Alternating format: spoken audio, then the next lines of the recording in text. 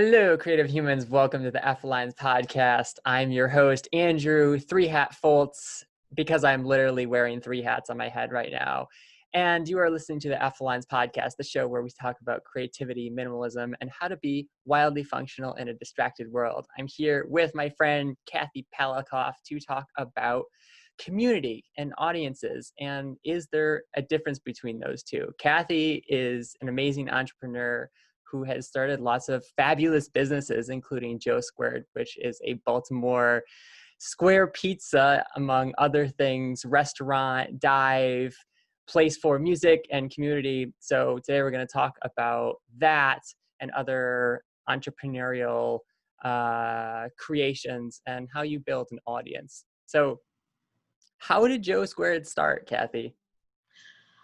Joe Squared started when my son came to me, because I'm in partnership with my son, and he came to me after getting a very useful degree in philosophy from school, and he had always been a cook. And he came to me and said, I'd like to go to culinary school. Could you help me? And then he told me a number, and I went, well, what's your end game? Because of course I'm a business person. Yeah. And he said, well, I want to start a restaurant. And I said, well, can you do it now? He said, yes. So I said, okay, let's just start a restaurant. So that's how Joe Squared started. Yeah. And there was a gap in the marketplace with really good pizza.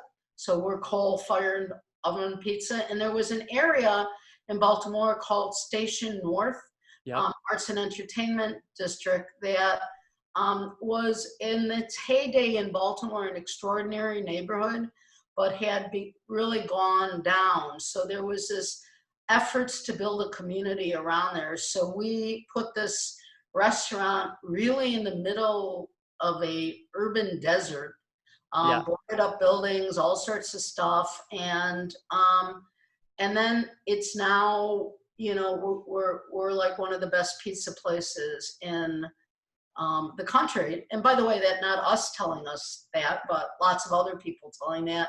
But I think more importantly to your ideas of community, we've built a community there, and the community changes.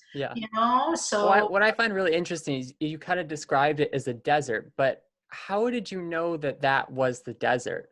Where did you start? I mean, did Joe spend time there and he's like, talking to people, or how did you figure out that that was kind of an area that could be, in a business sense, like solved? I think that Joe knew the area well and he had great faith. I think we didn't do an intense amount of market research. We weren't real smart about it, but we had a lot of faith, and we really believed in ideas, bringing people together and doing good. So I think that it was a little bit of, if we build it, they will come. And there was actually truth in that, because the food was very distinctive, and the feel was distinctive, and the vibe was distinctive. But it also was, we built it and they didn't come because there were people who were going North Avenue, Baltimore. People literally were, I want to order food from you.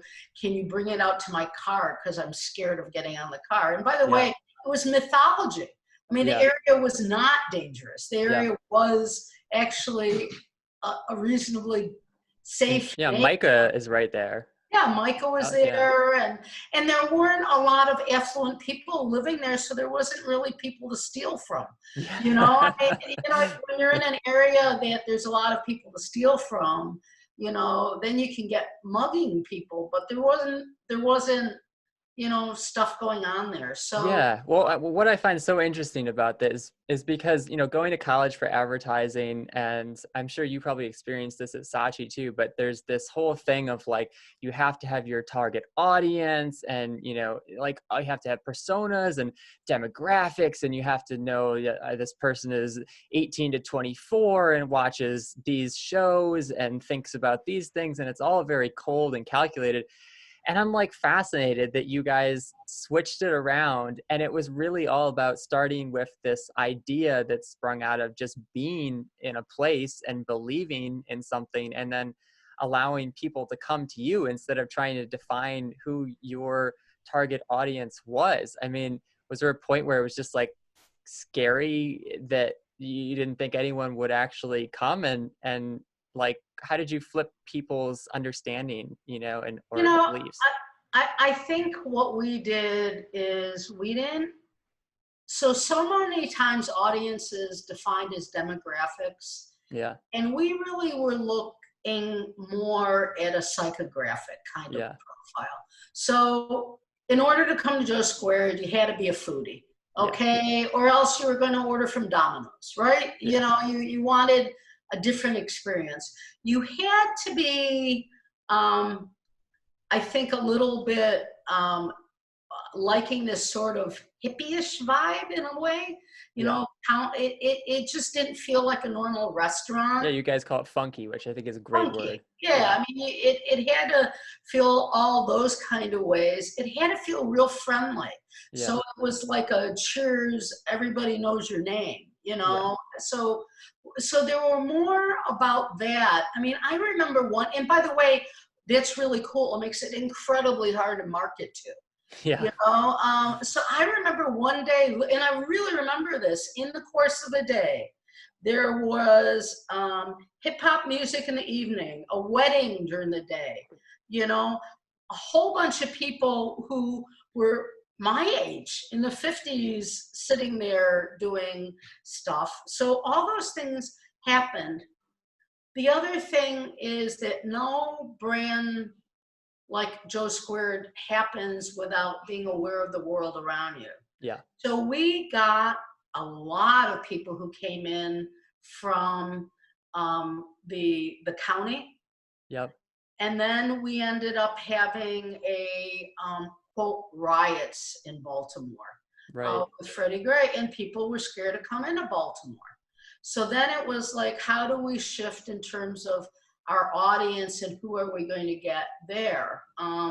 We were always incredibly diverse, like in terms of age, gender, race. I mean, we would have all these things happen. So, and our menu was diverse. yeah. You could be a vegan, you could be a meat eater, you could Well, do it's that. interesting because it's like you're attracting people using a certain idea, but then you guys were also attracted to a certain idea. So it's like when things changed around you, then you were kind of like drawn out to that instead of just staying, the same. So that's really interesting. One other thing I think is interesting about Joe Squared is just the name. I've been thinking recently about the word gimmick, and I think you almost as a business need some sort of almost like corny like way to help people understand who your brand is.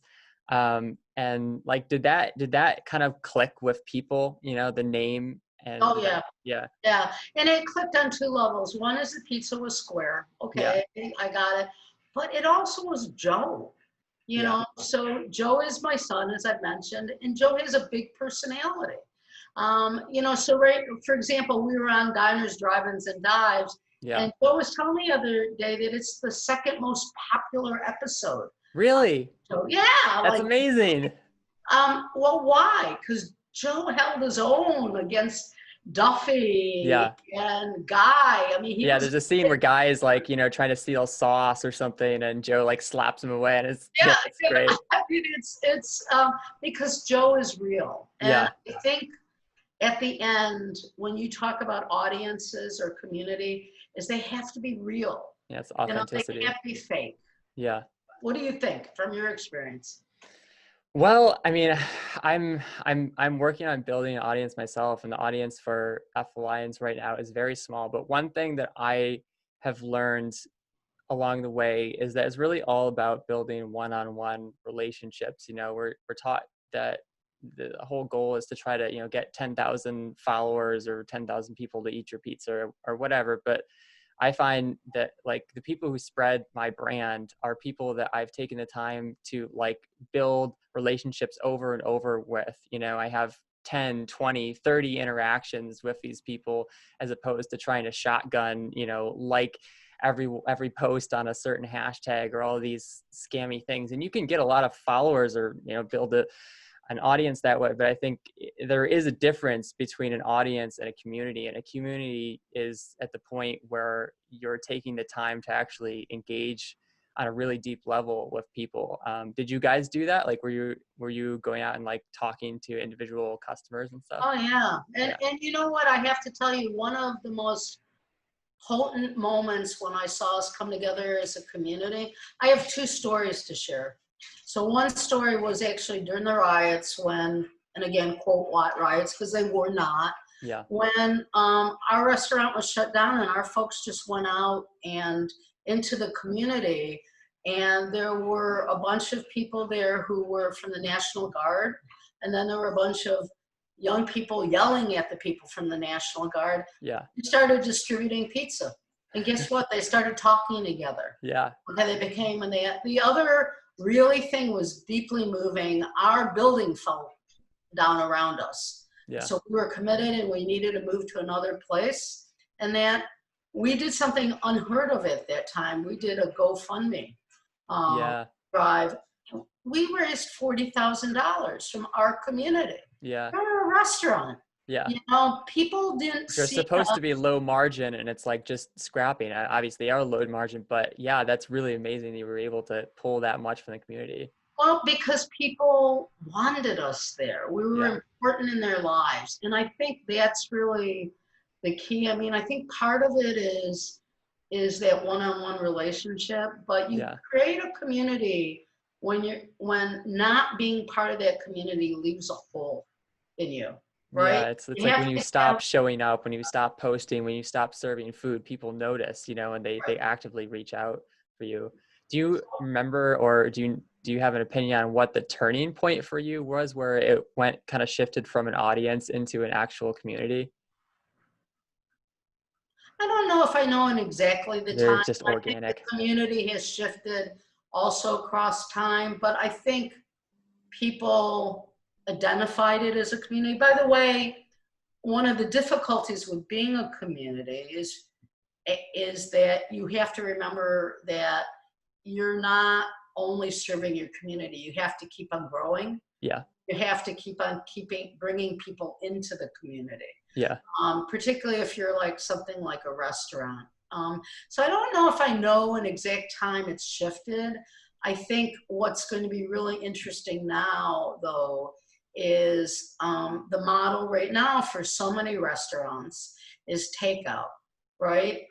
Yeah. That's not what we were. I mean, we were a place where, yeah, we had a takeout business. Yeah. Face-to-face interactions. But people came into the restaurant because they wanted to be in the restaurant. Yeah. It's We got also, that by the vibe. way, added music.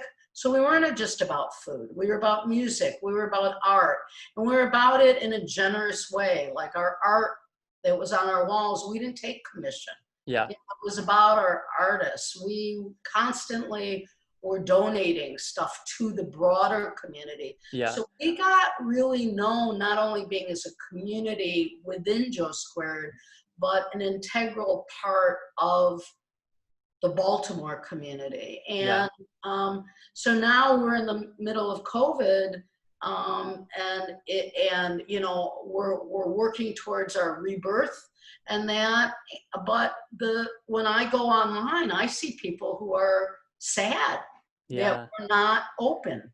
Do you know Derek Sivers, the CD Baby? So he founded CD Baby, this company that would help small musicians kind of distribute their music. And he's really interesting. He has this view about customer service that you kind of like put yourself into it. So he's famous for writing this email where someone would order a CD and then he would say something like, you know, your CD was taken by gloved hands and put on the finest gold, and you know, like there was a ceremony where people lit a candle, and then it was put on a private jet to go straight to your house.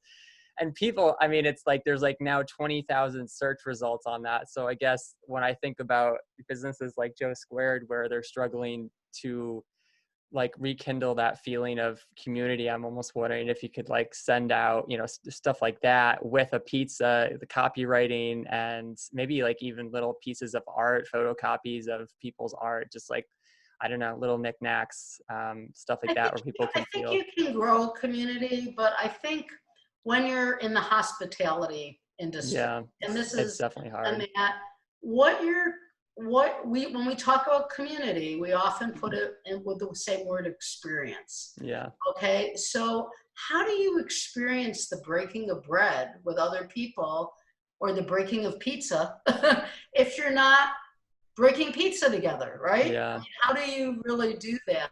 Breaking pizza. Have you I guys done live streams? We haven't, because what our focus on right now is to not be virtual, but to get Yeah. ourselves up, you Yeah. know, and you know, that's I mean, that's really the focus. Yeah. And we're going to, you know, we're working really hard to make that happen with like some really cool things we want to do. Yeah. But I think I that's part of think what you're just talking about starting with an idea. You know, I mean, there's some things that are so central to your brand that you can't change them. You have to figure out a way to make them work because they matter so much. right, right. You know, I think you can pivot, but at some point, the pivot, you have to ask yourself, you know, because Joe and I had this discussion and that, and it's like he lives for the community of Yeah. Joe's Word. He Yeah. lives to feed people and watch people enjoy the food and have the experience. There's not much you get out of doing a takeout business when you're doing, Yeah. you know, I mean, I don't feel like I'm in a community with Papa John, right? Yeah. I mean, I don't feel that, even if their product is wonderful. So, what makes you be part of a community, I think, really varies on your industry, you know, and how you're building it. And I think it gets redefined. I can't tell you that I feel part of the Amazon community. Okay, I don't. When Yeah. people say I feel like I'm a real avid Amazon buyer, Yeah. I give them lots of my money. Yeah. But I don't feel, I will feel more a part of a community to a small local store, right? Yeah. That I do. So I think it's really hard to I make think it's something for you to know as a creative person about yourself. You know, Jeff Bezos, maybe an innovative person, probably not the most creative person in the world. And I think creative people actually need those one-on-one relationships and deep connections with people that more linear-minded people who may be innovative don't quite need, you know, because they can live off of kind of like the profit margin and, you know, that the metrics can drive their happiness. But creative people they really need that passion. So I feel like I have gotten a masterclass in growing an audience into a community with this podcast episode. It's like a deep dish pizza of community building. So the kind of the three steps that I took away from this is, one, instead of starting with the kind of cold calculated, this is the demographic, you know, you think about the psychographics, like what's the idea that you believe in, and what's the idea that really connects with a community probably that you're already a part of, because that's really what you're going to know best. And then two, I think, is having some sort of like gimmick where you can help people understand who you are and what you believe really quickly. Because if you don't have that, if you don't have a Joe Squared, it's going to be really hard to attract people. And then I think the third one is just relationships, you know, building those really deep connections with people where you're focusing on the one-on-one and engaging with the community versus trying to shotgun, you know, advertising and stuff like that. Is there anything else that you can think of for takeaways? Yeah, so people can find this podcast at flines.com, at flines on Instagram and YouTube and Twitter and everywhere you can find podcasts. Where can people find you, Kathy? Okay, see you later.